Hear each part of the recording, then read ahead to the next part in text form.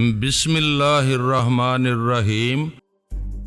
Studio کے کسی کلی سے بھی ٹکر لے سکے تو پھر تو نے ملک صاحب کی مرضی کے خلاف چلنے کی جرت کس طرح کی؟ افاق نے کوئی جواب نہ دیا۔ تب داڑھی والے نے کسی بے وقت گٹھڑی کی طرح اسے کرسی پر پٹک دیا، پھر وہ اسی رونت سے میری طرف دیکھتے ہوئے زہریلے انداز میں مسکرایا اور مربیانہ سے انداز میں سر ہلاتے ہوئے بولا، تجھے بھی دیکھ لیں گے ٹمبکٹو کے شہزادے، بڑا شاندار سوٹ پہن کے سینہ چوڑا کر کے بیٹھا ہے، یقیناً بہت بڑا فلم ساز بننے کے خواب دیکھ رہا ہوگا تو۔ اس کے دانت گراتے ہوئے کسی بیڑیے کی طرح ہونٹوں کے عقب سے جھانک رہے تھے۔ درے رہ جائیں گے تیرے یہ خواب، بہت مہنگا پڑے گا تجھے یہاں قدم رکھنا۔ میں بدستور خاموشی سے ان کی طرف دیکھ رہا تھا۔ اب داڑھی والے نے بھی میز پر پاؤں رکھ لیا تھا۔ اس کے پاؤں میں بھی بھاری بھرکم پشاوری چپل تھی اور اس پر خوب گرد جمی ہوئی تھی، صرف اس کا رنگ اس کے ساتھی کی چپل سے مختلف تھا۔ مونچھوں والے نے بھی گویا کچھ زیادہ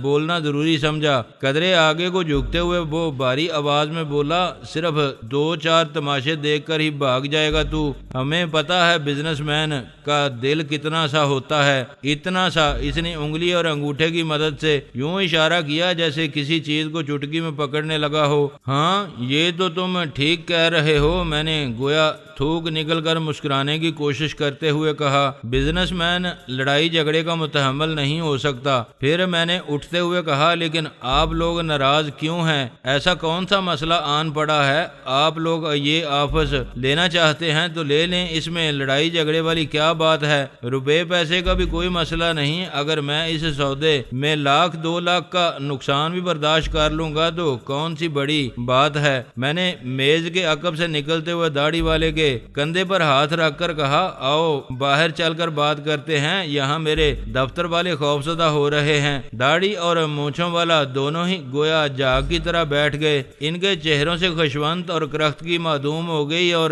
اس کی جگہ فاتحانہ مسکراہٹ نے لے لی۔ ہم تینوں کیبن سے نکلے، وہ میرے دائیں بائیں تھے۔ باہر برآمدے میں آ کر میں ایک ستون کے قریب رک گیا۔ میں کن آنکھیوں سے ادھر ادھر کا جائزہ لے چکا تھا۔ دائیں بائیں جن دفاتر کی قطار تھی ان میں سے بیشتر بند تھے۔ اسٹوڈیو کے اس حصے میں اس وقت کوئی خاص رونق نہیں تھی، اکا دکا لوگ ادھر ادھر آ جا رہے تھے۔ بیزوی لان کے کچھ حصے پر دھوپ پھیلی ہوئی تھی۔ میں نے کھلی ہوا میں گہری سانس لیتے ہوئے دھیمے اور ملائم لہجے میں کہا، دراصل آپ لوگوں کے آنے سے چند لمحے پہلے ہی آفاق دفتر کی سیٹنگ وغیرہ دیکھ دیکھ کر خوش ہو رہا تھا۔ یہ سارا کام اسی نے کرایا ہے اور سچی بات ہے کہ مجھے بھی بہت پسند آیا ہے، چنانچہ میں نہیں چاہتا تھا کہ وہاں شیشے ٹوٹیں، میزیں الٹیں، ہڑبونگ مچے، چیزیں تباہ ہوں اور میرے دفتر میں کام کرنے والوں کو کوئی چوٹ آئے۔ ان کی گویا سمجھ میں نہیں آ رہا تھا کہ میرا یہ باتیں کرنے کا مقصد کیا ہے۔ وہ آنکھیں پٹ پٹاتے ہوئے خاموشی سے میری طرف دیکھ رہے تھے اور شاید اپنے مطلب کی بات شروع ہونے کے منتظر تھے۔ میں نے یکدم مونچھوں والے کے دائیں پاؤں کی طرف اشارہ کرتے ہوئے پوچھا، آپ نے یہ پاؤں رکھا ہوا تھا نا میری میز پر؟ میں نے قطعی اضطراری طور پر اور قدرے احمقانہ انداز میں اسبات میں سر ہلا دیا۔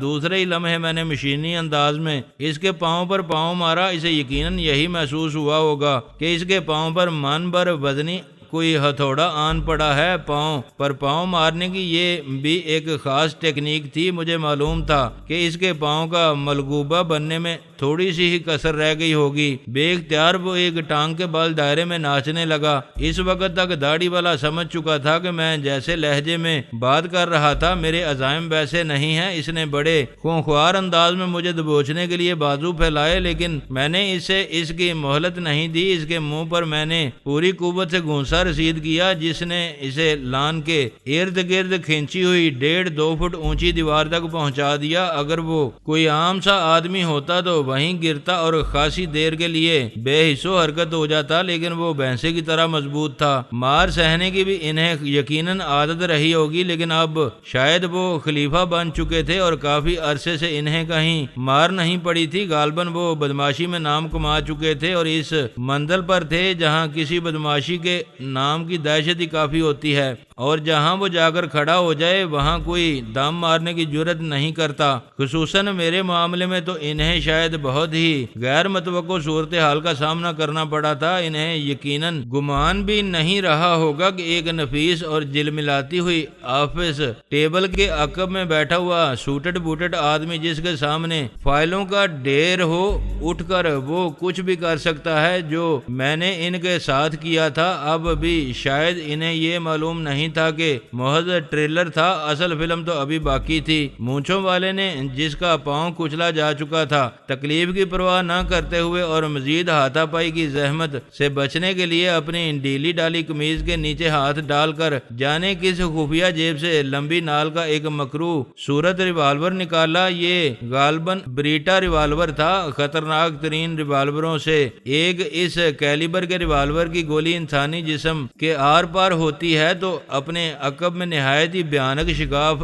چھوڑ جاتی ہے۔ میں نے ریوالور کا رخ اپنی طرف ہونے سے پہلے ہی اس کی کلائی پر ٹھوکر رسید کی جو اس کی کلائی کو بیکار کر دینے کے لیے کافی تھی۔ ریوالور ہوا میں اچھلا اور نہ جانے کہاں جا گرا۔ میری توجہ بیک وقت دونوں ہی بدماشوں پر تھی۔ اس داڑھی والے کو نہ جانے کہاں سے لکڑی کا ایک چپٹا سا اور تقریباً 2 فٹ لمبا ٹکڑا مل گیا تھا جو شاید کسی قسم کے فرنیچر کا شکستہ ٹکڑا تھا۔ یہ ٹکڑا کسی بھی ہتھیار سے کم خطرناک نہیں تھا، خصوصاً ایک پیشہ ور بدماش کے ہاتھ میں۔ کسی گینڈے ہی کی طرح ناک کی سیدھ میں مجھ پر حملہ آور ہوئے اس نے لکڑی کا وہ ٹکڑا پوری طاقت سے گھمایا۔ دونوں یقیناً منجے ہوئے بدماش تھے لیکن ان کی حرکات و سکنات غیر معمولی پھرتی نہیں تھی۔ میں جھکائی دے کر ایک طرف ہٹ گیا اور داڑھی والے کا گھمایا ہوا وہ تختہ نما ٹکڑا شاید اس کی آواز کے ساتھ مونچھوں والے کے جبڑے پر پڑا۔ یقیناً اس کے کان اور کنپٹی پر بھی ضرب آئی تھی۔ وہ کٹے ہوئے شتیر کی طرح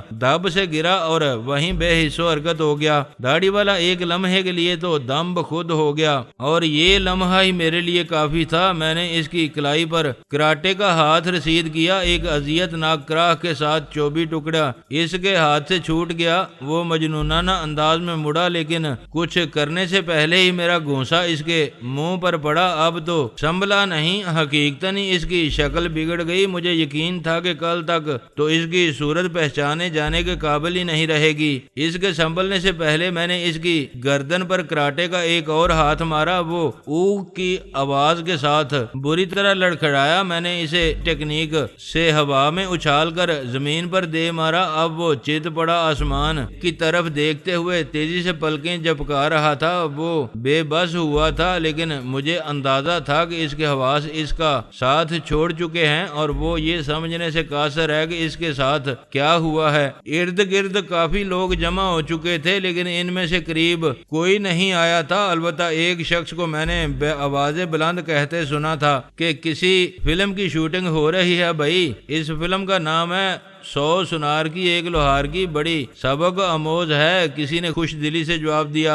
ایسی عمدہ فلمیں کبھی کبھار ہی بنتی ہیں، کسی دوسرے نے ٹکڑا لگایا۔ میں نے محسوس کیا ان دونوں بدماشوں کا یہ حال دیکھ کر وہ لوگ بہت خوش تھے۔ میں نے گرد و پیش کی طرف خاص توجہ دیے بغیر ہاتھ جھاڑ کر اپنے آفس میں واپس آ گیا۔ رضوانہ، آفاق اور دیگر کارکن آفس کے وسط میں کھڑے تھے۔ ان کے چہروں پر ملے جلے تاثرات تھے۔ شاید اس بات پر انہیں خوشی ہوئی تھی کہ دفتر میں آ کر بدماشی جھاڑنے والوں کی درگت بنی تھی، شاید اس بات پر حیرت بھی تھی کہ میں یہ کچھ بھی کر سکتا ہوں۔ اس کے ساتھ ہی شاید انہیں یہ اندیشہ بھی ستا رہا ہو کہ اب کہیں اور بات نہ بڑھ جائے، صورتحال کہیں ایسی نہ ہو کہ میں بھی اسے سنبھال نہ سکوں۔ میں نہیں چاہتا تھا کہ وہ اس قسم کے اندیشوں میں مبتلا ہو کر حوصلہ ہار بیٹھے۔ چنانچہ میں نے وہیں رک کر رضوانہ کے ٹیبل پر رکھے ہوئے ٹیلی فون سیٹ کا ریسیور اٹھایا اور اپنے آدمی شبیر شیخ کا نمبر ڈائل کیا۔ ہیلو شبیر، کیا حال ہے؟ یہ رسمی جملہ میں نے محض اس لیے کہا تھا کہ وہ میری آواز پہچان لے۔ میں اس وقت کوئی کوڈ استعمال نہیں کرنا چاہتا تھا۔ وہ میری آواز پہچان چکا تو میں نے کہا، تمہیں معلوم ہے نا ہم نے اسٹوڈیو میں ایک آفس لیا ہے۔ ہاں ٹونی، اور تم ان کو یہاں بھیج دو، بس ادھر ادھر منڈلاتے رہیں، اندر مجھ سے ملنے کی ضرورت نہیں، صرف آفس آفس پر نظر رکھیں، کوئی بھی شخص ہتھیار لے کر یا ویسے ہی جارحانہ انداز میں اندر آتا جاتا دکھائی دے یا کسی قسم کا ہنگامہ شروع کرنے کی کوشش کرے تو بلا تردد اسے اڑا کر رکھ دیں۔ ہاں، بعد میں دیکھا جائے گا۔ ان سے کہہ دینا کہ محض ریوالور تک ہی محدود رہیں، کوئی زیادہ خطرناک ہتھیار استعمال کرنے کی ضرورت نہیں، اور ان کے ریوالور بھی اس وقت تک کسی کو نظر نہیں آنے چاہیے جب تک ان کے استعمال کرنے کی ضرورت نہ پیش آئے۔ سمجھ گئے؟ خدا حافظ۔ اس کے بعد میں نے اعجاز صاحب کا نمبر ڈائل کیا۔ یہ ایک معروف اور دانسو قسم کے وکیل تھے جو ہمارے فوجداری معاملات نپٹاتے تھے۔ ان سے رابطہ قائم ہونے پر میں نے کہا، اعجاز صاحب براہ کرم چند منٹ کے لیے اسٹوڈیو والے علاقے کے تھانے میں آ جائیے۔ جی ہاں، صرف چند منٹ کا کام ہے، بس رسمی سی کاروائی ہے۔ جی ہاں، آپ کو تو معلوم ہی ہے کہ اپنے مسائل سے نمٹنا تو ہمیں خود ہی ہوتا ہے، لیکن ضابطے کی کاروائی مکمل رکھنے سے انسان بعد میں بھی سرخرو رہتا ہے۔ جی ہاں، میں بھی 5 منٹ میں پہنچ رہا ہوں۔ جی ہاں، یہ علاقہ ایس ایس پی منور صاحب کا ہے، انہیں بھی فون کر کے میں صورتحال بتا دوں گا تاکہ وہ تھانے والوں کو کہہ دیں اور ہمارا زیادہ وقت برباد نہ ہو۔ وقت تو ہم دونوں کا ہی بے حد قیمتی ہے اور میں تو اس وقت بہت ہی ضروری کام کر رہا تھا، لیکن 2 عدد چپڑ کناتیے قسم کے اچکوں نے آ کر رنگ میں بھنگ ڈال دی۔ چند لمحے بعد میں نے سلسلہ منقطع کر دیا۔ فون پر گفتگو کے دوران میری نظر باہر کی طرف ہی رہی تھی۔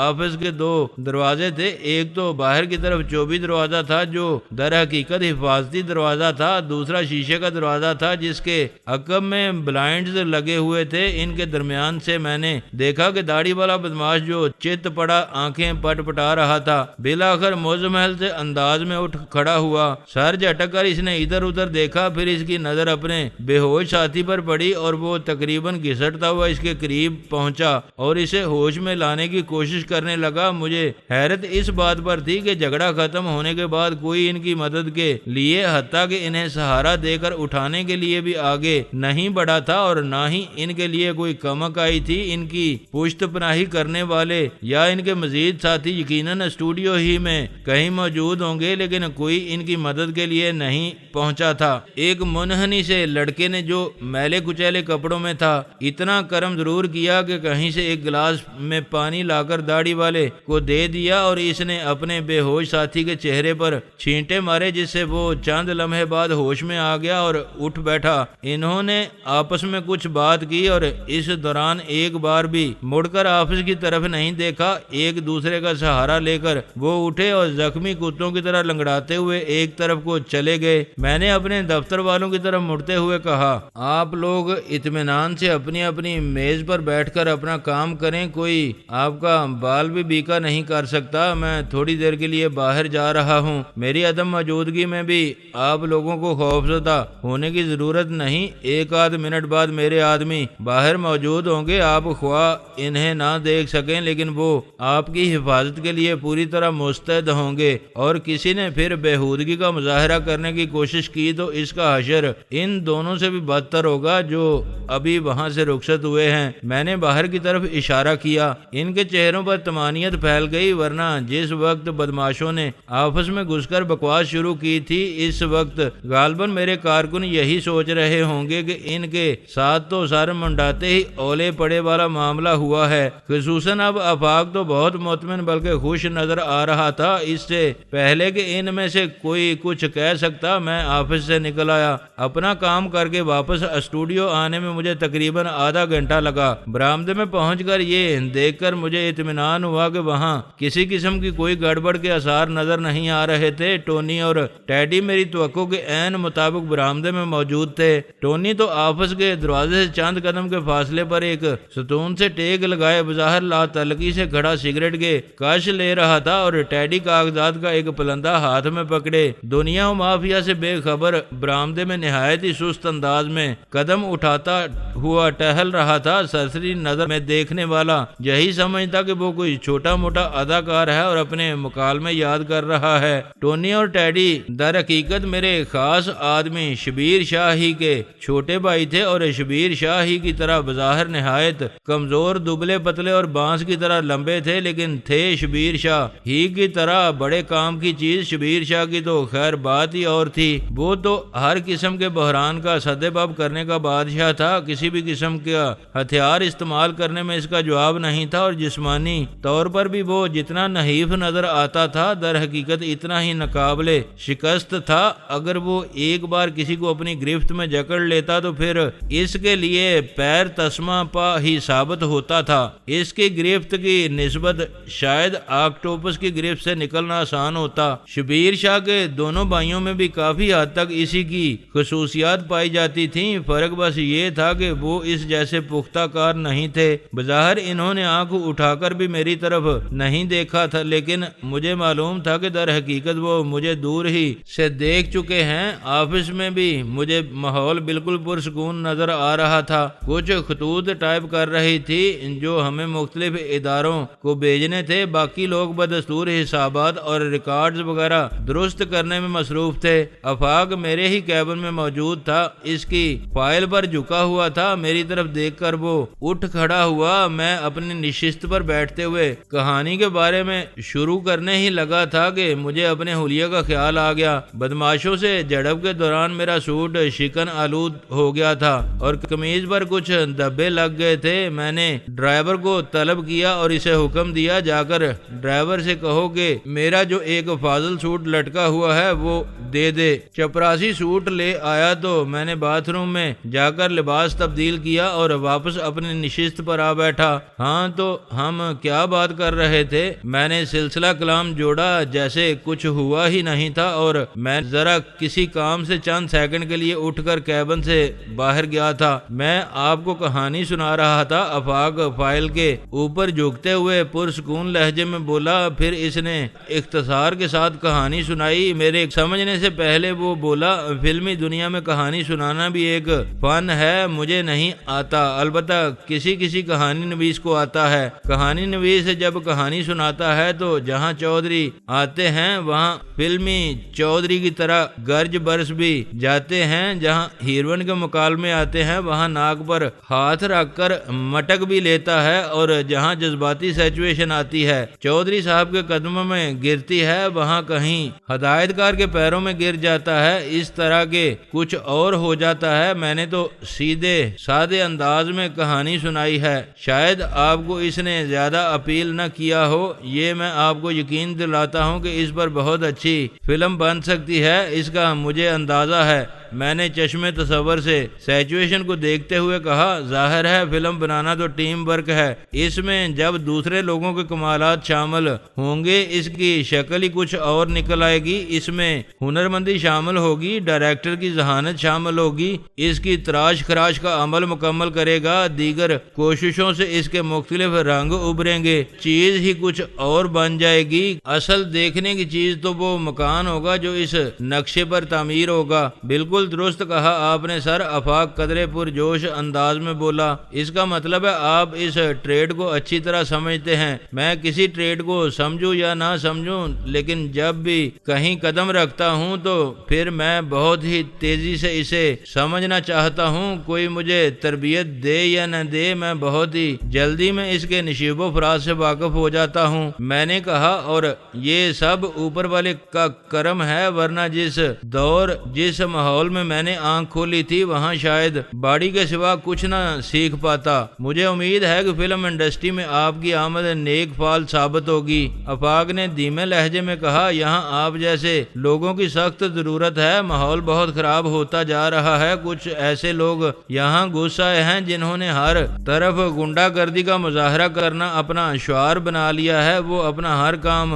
گنڈوں کے ذریعے کرانے کی کوشش کرتے ہیں۔ نامی گرامی بدماش روپے پیسے شراب عورت نامعلوم چیزوں کے چسکے میں ان کے در پر پڑے رہتے ہیں، جس کی وجہ سے مجھ جیسے لوگوں کو بعض اوقات بڑی مشکل پیش آتی ہے جو بدماشوں سے مراسم نہیں رکھتے یا کہ جن کے پاس بدماشوں کو دینے کے لیے کچھ نہیں ہوتا، جو تھوڑا بہت پڑھے لکھے بھی ہوتے ہیں اور اپنے کام پر ہی تکیہ کر کے انڈسٹری میں رہنا چاہتے ہیں۔ پوری کوشش ہوتی ہے کہ ہم کسی معاملے میں کسی کے راستے میں نہ آئیں، پھر بھی کسی نہ کسی مسئلے پر ایسا ہو ہی جاتا ہے۔ اب اس معاملے کو ہی لے لیجئے بھائی، یہ کون تھے؟ میں جس کو چاہتا دیتا، ظاہر ہے مجھے اپنا 4 پیسے دیکھنا تھا، لیکن مجھے نادر شاہی انداز میں حکم دیا جا رہا تھا کہ ہر حال میں ملک صاحب یا ان کے دوست کو دینا ہے۔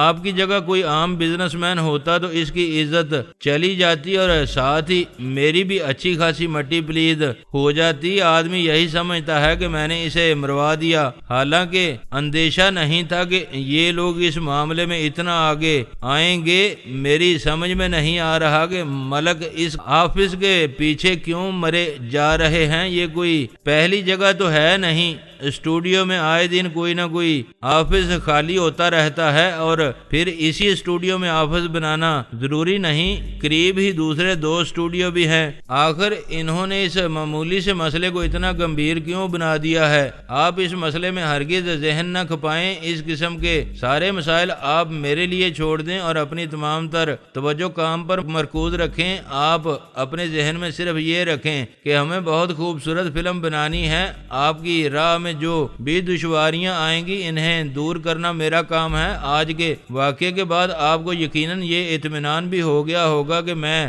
آپ لوگوں کی حفاظت کرنے کا اہل ہوں۔ میں نے کہا، ہاں سر، مجھے اندازہ ہو گیا ہے، آپ کے ہاتھ بہت لمبے ہیں۔ آفاق مسکرایا۔ میری پالیسی ہے کہ شریفوں کے لیے میں بے پناہ شریف آدمی ثابت ہوں اور بدماشوں کے لیے ایک ایسا بدماش کہ وہ بدماشی سے توبہ کر لیں۔ میں نے کرسی کے پشتے سے ٹیک لگاتے ہوئے کہا، میرا بزنس بہت پھیلا ہوا ہے اور خصوصاً اب جن شعبوں میں قدم رکھنے کا میں ارادہ رکھتا ہوں ان میں مجھے کسی بھی قسم کے حالات سے واسطہ پڑ سکتا ہے اور پڑتا بھی رہا ہے۔ چنانچہ میں نے کچھ ایسے انتظامات کیے ہوئے ہیں کہ خواہ مخواہ میرے مخالف بن جانے والے یا ادھر ادھر بکھرے ہوئے کرائے کے قاتل اور لفنگے مجھے پریشان نہ کر سکیں۔ سر، ویسے یہ 2 آدمی جو ہمارے ہاں ہنگامہ کرنے آئے تھے کوئی چھوٹے موٹے بدماش یا لفنگے نہیں تھے۔ آفاق بولا، کسی چھوٹے موٹے بدماش یا لفنگے کو تو یہ جرت نہیں ہو سکتی کہ ایک اجنبی فلم ساز کے کمرے میں یوں دندناتے ہوئے گھس آئے اور ایک